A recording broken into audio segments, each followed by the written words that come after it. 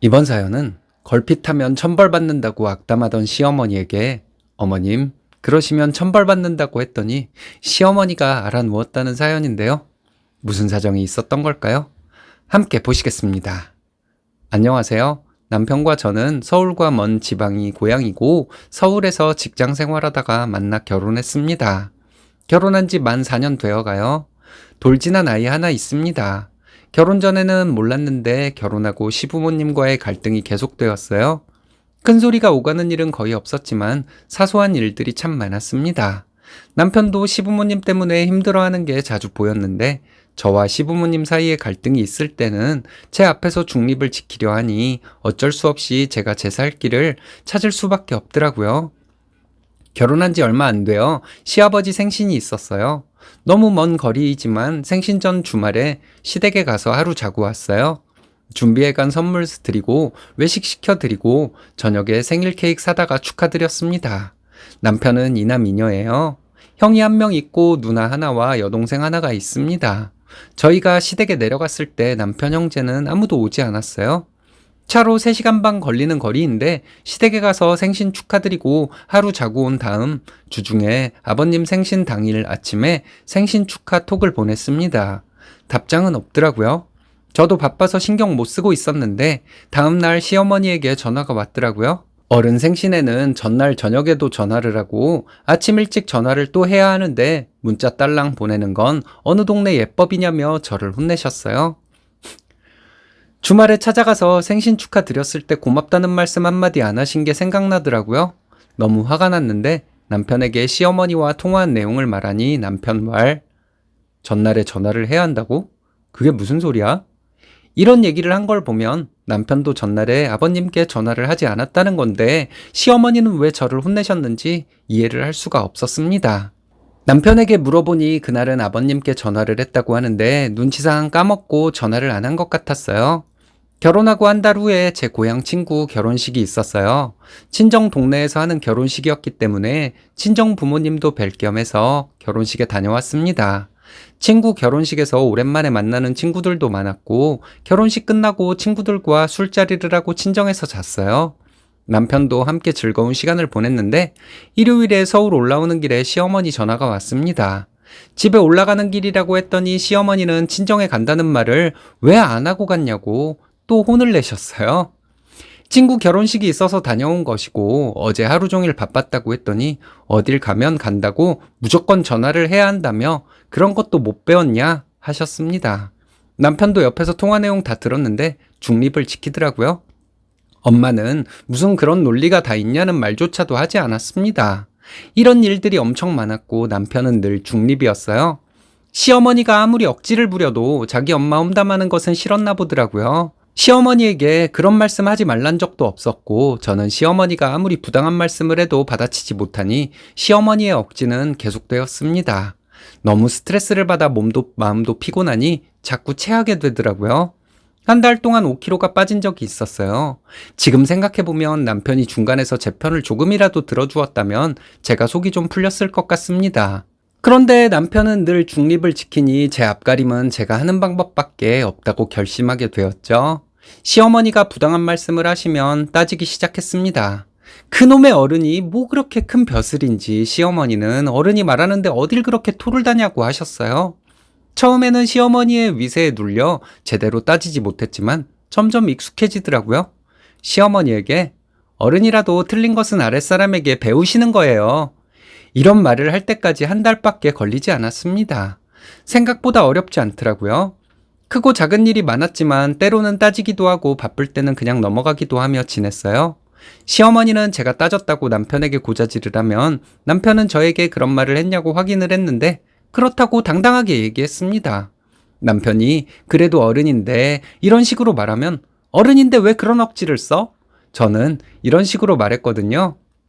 남편도 할 말이 없는지 시어머니 억지를 편들지는 않았어요. 제가 임신 소식을 알렸더니 시어머니는 우리 집 대를 이을 손자를 낳아서 큰 인물로 키우랍니다. 그게 제가 할 일이랍니다.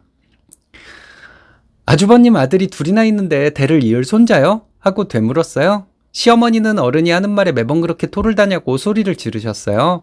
며느리가 임신했다는 사실을 알리면 몸은 괜찮냐? 아이는 건강하냐? 이런 거부터 묻는 거예요. 이렇게 말했는데 제가 그렇게 꼰대 같은 말투로 말한 적은 태어나서 처음이었던 것 같아요. 시어머니는 또 어른을 가르치려 든다고 하시길래 어머니가 몰라서 자꾸 말실수를 하시는 것 같아 제가 가르쳐 드리는 거예요. 밖에 나가서 그러고 다니시면 동네 창피하니까 저한테 잘 배우세요. 이렇게 말했습니다. 저한테 말로 못 이기니 시어머니는 전화를 확 끊어버리더라고요. 자기 엄마에게 막말을 했다고 신우가 저에게 전화해서 화를 낸 적이 있었는데 신우에게 시어머니와 통화 내용 녹취된 거 보내준 적이 있었습니다. 시어머니가 신우들에게 제 험담을 한 거 듣고 신우가 화가 나서 전화를 한 것이었는데 녹취 파일을 듣고 나서 별 얘기 없더라고요. 아마도 신우가 시어머니에게 왜 그런 억지를 쓰냐고 뭐라 했던 것 같아요. 이때 자식들이 편들어주지 않는다고 시어머니는 며칠 알아누우셨다고 합니다. 저 만삭 때 시어머니는 제 배를 보시며 아무리 봐도 딸배인데 아들이 아닐 거라고 하셨어요. 아들이라고 분명히 말씀드렸는데 말이죠. 남편이 초음파 사진으로 아들인 거 확인했고 엄마도 보지 않았냐고 했더니 시어머니는 아무리 봐도 딸배이니 너희가 잘못 알고 있는 것이라고 하시더라고요. 남편이 시어머니에게 아들이라 그러는데 왜 자꾸 그러시냐고 하고 있고 시어머니는 딸이라고 고집을 부리셨어요. 제가 남편에게 어딜 어른한테 계속 말대꾸야. 어머님은 그냥 딸이라고 믿고 싶으신 거야. 그냥 그렇다고 해드려. 아기 태어나고 아들인 거 알면 고집 부리신 거 무지 창피하실 텐데 그건 어머님이 알아서 하시겠지. 이러면서 시어머니를 은근 놀려드렸습니다. 시어머니는 얼굴이 불그락푸르락 하면서 말을 못하고 계시더라고요. 이런 사소한 일들은 꽤 많았는데 얼마 전에 좀 큰일이 있었습니다. 시어머니가 대성통곡을 하고 일주일간 알아누웠다고 해요. 얼마 전에 시어머니가 전화로 이제 제사를 저희 집에서 지내라 하시더군요. 너무 어이가 없어서 말문이 막혀하고 있는데 자식들에게 다 말해놓았으니 그리 알라고 통보를 하시는 거였어요. 남편 형제들이 시댁으로 내려오는 것보다 저희 집으로 모이는 것이 가깝다는 게 이유였습니다. 저는 아주버님이 있는데 어떻게 저희 집에서 제사를 지내냐고 했죠. 시어머니는 아주버님에게도 그렇게 말해놓았으니 괜찮다고 하시며 제삿날에 시부모님이 올라오실 거니까 기차역으로 마중을 나오라는 것이었습니다. KTX 타면 2시간이면 된다고 하시더군요. 시어머니는 저에게 나물은 뭘 하고 저는 뭘 하고 절대 제사 음식을 사면 안 되고 이런 설명을 하시는데 시어머니 말씀하시는 중간에 말 끊고 그렇게는 못하겠다고 했어요. 아이 낳고 복직한 지 얼마 안 돼서 회사에 눈치 보여서 쉴 수도 없다고 적당히 말하고 거절하려 했는데 시어머니는 또 고집을 부리시더라고요. 어머님이 아직 젊으시니 계속 제사 지내라 했습니다. 그리고 어머님 가끔 제사상에 제사 음식 사다가 올리는 거 알고 있는데 앞으로는 음식 꼭 해서 올리시라고 했어요. 조상님들이 노하면 천벌을 받으실 거라고 했죠. 조상님들이 노하면 천벌을 받는다? 이 말 시어머니가 저에게 가끔 하시던 말이에요. 사소한 일 가지고 어른한테 그렇게 하면 천벌을 받는다 이런 식으로 말씀하시곤 했거든요. 시어머니는 저에게 쌍욕을 하고 전화를 끊어버렸어요. 다시 전화했는데 안 받으시더라고요. 다시 전화를 한 이유는 시어머니에게 더 염장 지르려고 한 것이었습니다. 시어머니는 제가 천벌을 받을 것이라고 했다며 시아버지와 남편 형제들에게 난리를 쳤고 저는 천하의 나쁜 년이 되었어요. 큰 신우가 전화로 확인을 하길래 녹음 파일 보내줄 테니 듣고 판단하라고 했죠. 그리고 신우들과 아주버님에게 녹음 파일 보냈습니다. 아주버님은 그래도 그렇지 시어머니에게 말을 그렇게 할 수가 있는 거냐며 다시는 저희를 안 보겠다고 했대요. 신우들은 시어머니도 잘못을 했으니 제가 잘못한 것은 아니라고 했답니다. 신우들도 시댁 때문에 스트레스 엄청 받고 사는 것으로 알고 있어요. 자기 엄마 편 들고 싶지만 자기들도 시댁에 당한 게 있어서 그런 것 같습니다. 남편 말로는 시어머니가 일주일간 알아누우셨다고 합니다.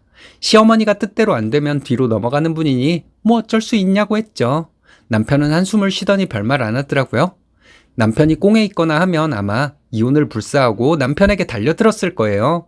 근데 남편은 평소와 다름없이 아이와 저에게 잘하더군요.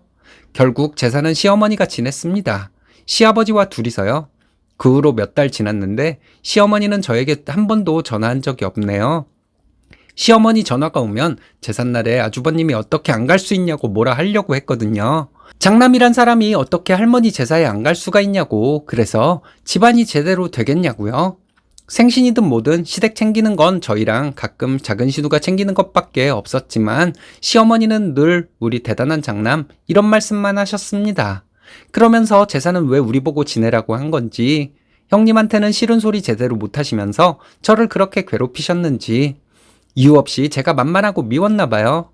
남편이 진작에 중간 역할을 좀 했더라면 시어머니와 제가 이렇게 감정의 골이 깊어지지는 않았을 것 같은데, 여러분들은 어떻게 생각하시는지 궁금합니다. 억지를 쓰는 엄마와 당하고 억울해하는 아내 사이에서 중립이라 외치는 남편은 암묵적으로 자기 엄마 편인 거죠. 끝까지 중립을 지키니 그나마 다행이네요. 올가미 같은 시어머니에게 막말이라도 해서 시어머니의 위세를 꺾어놓은 건 집안의 평화를 위해서라도 잘하는 거 아닐까요? 시어머니는 집안이 잘 되기를 바라는 분이 아니라 자신의 위세를 떨치는 게 삶의 목적인 사람입니다. 그런 사람이 바로 이기주의자이고, 그 이기심이 집안을 망치는 거라 생각하는데, 여러분들의 생각은 어떤가요?